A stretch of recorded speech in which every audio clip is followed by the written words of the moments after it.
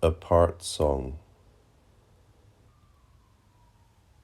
You principle of song, what are you for now? Perking up under any spasmodic light to trot out your shadowed warblings. Mince, slight pillar, and sleek down your furriness. Slim as a whippy wire shall be your hope, and ultra-flexible. Flap thinly, sheet of beaten tin that won't affectionately plump up more cushioned and receptive lays. But little song, don't so instruct yourself, for none are hanging around to hear you. They have gone bustling or stumbling well away. What is the first duty of a mother to a child? At least to keep the wretched thing alive. Band of fierce cicadas, stop this shrilling. My daughter lightly leaves our house. The thought rears up. Fix in your mind this maybe final glimpse of her. Yes, lightning could. I make this note of dread. I register it. Neither my note nor my critique of it will save us one iota. I know it, and maybe a retouched photograph for memory, this beaming one with his striped snake belt and eczema scabs, but either way it's framed, glassed in, breathed hard on, and curated. It's odd how boys live so much in their knees. Then both of us had nothing. You lacked guile and were transparent, easy, which felt natural. Each child gets cannibalized by its years. It was a man who died, and in him died the large-eyed boy. Then the teen peacock in the unremarked, placid, self-devouring that makes up being alive. But all at once those natural overlaps got cut, then shuffled, tight in a block, their layers patted square. It's late, and it always will be late. Your small monuments atop its hillock, set with pennants that slap over the soil. Here's a denatured thing whose one eye rummages into the mound, her other eye swiveled straight up.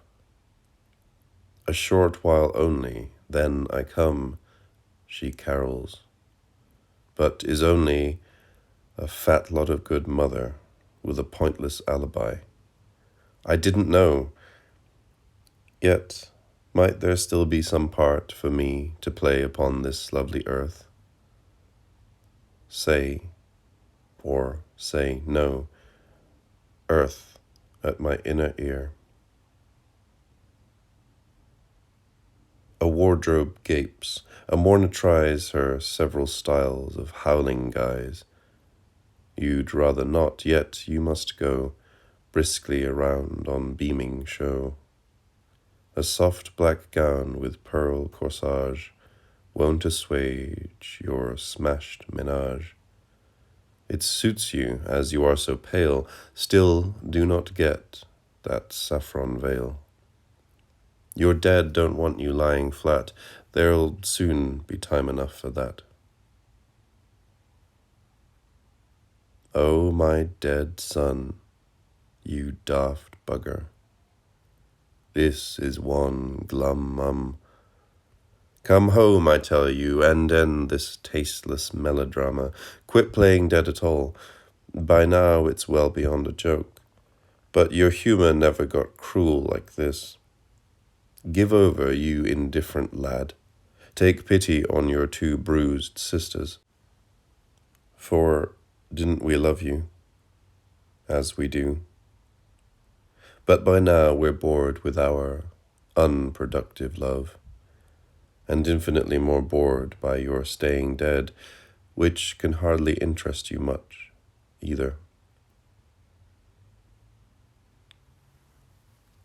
Here I sit, pole-axed, stunned by your vanishing as you practice your charm in the underworld, airily flirting with Persephone. Not so hard to imagine what her mother had gone through, to be ferreting around those dark, sweet halls. They'd sworn to stay forever, but they went, or else I went, then concentrated hard on the puzzle of what it ever truly meant.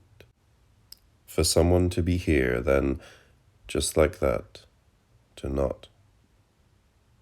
Training in mild loss was useless, given the final thing, and me lamentably slow to take it in, far better toss it out. How should I take in such a bad idea? No, I'll stick it out instead for presents. If my exquisite hope can wrench you right back here, resigned boy, do let it, as I'm waiting. I can't get sold on reincarnating you as those bloody gentle showers of rain, or in fields of ripening grain, ooh, anodyne, nor yet on shadowing you in the hope of eventually pinpointing you bemused among the flocking souls clustered like bats, as all thronged, gibbering, dusk-veiled, nor in modern creepiness, light-hearted presence, be bodied forth, straightforwardly, lounge again under the sturdy sun you'd loved to bake in. Every 10 seconds worth of a sighting of you would help me get through this better, with a camera running. Ardent bee, still you go blundering with downy saddlebags stuffed tight all over the fuchsia's drop earrings.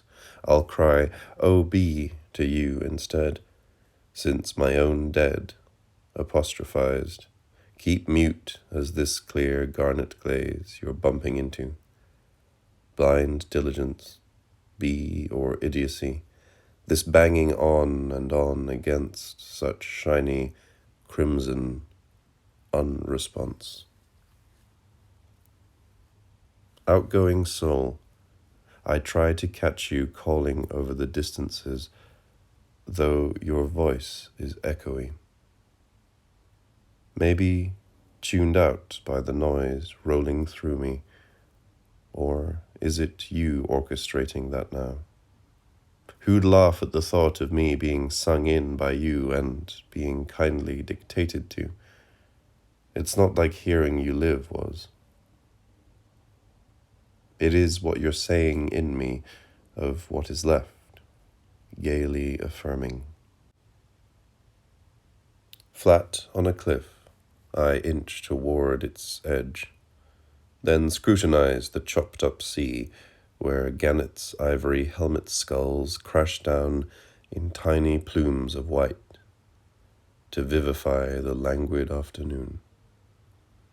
Pressed round my fingertips are spikes and papery calyx frills of fading thrift that men call sea pinks. So I can take a studied joy in natural separateness, and I shan't fabricate some nodding. She's off again somewhere, a good sign. By now, she must have got over it. Dun blur of this evening's lurch to eventual navy night. Yet another night, day, night, over and over. I so want to join you. The flaws in suicide are clear, apart from causing bother. To those alive who hold us dear, we could miss one another. We might be trapped eternally, oblivious to each other. One crying, Where are you, my child? The other calling mother. Dead, keep me company that sears like titanium, compacted in the pale blaze of living on alone.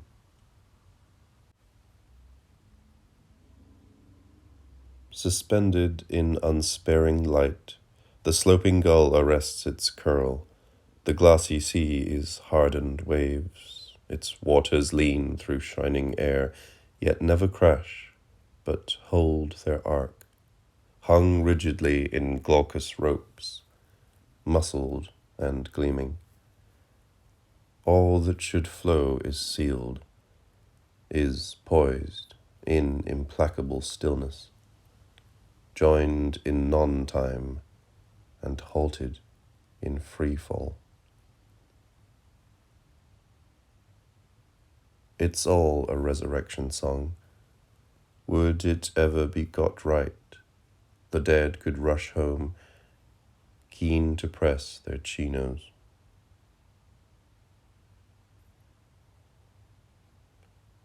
She do the bereaved in different voices, for the point of this address is to prod and shepherd you back within range of my strained ears.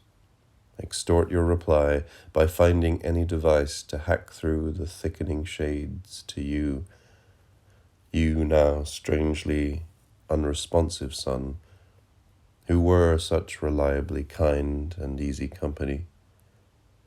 Won't you be summoned up once more by my prancing and writhing in a dozen mawkish modes of reedy piping to you? Still no? Then let me rest, my dear. My sisters and my mother weep dark tears for me. I drift as lightest ashes under a southern sea. Oh, let me be, my mother, in no unquiet grave. My bone dust is faint coral under the fretful wave.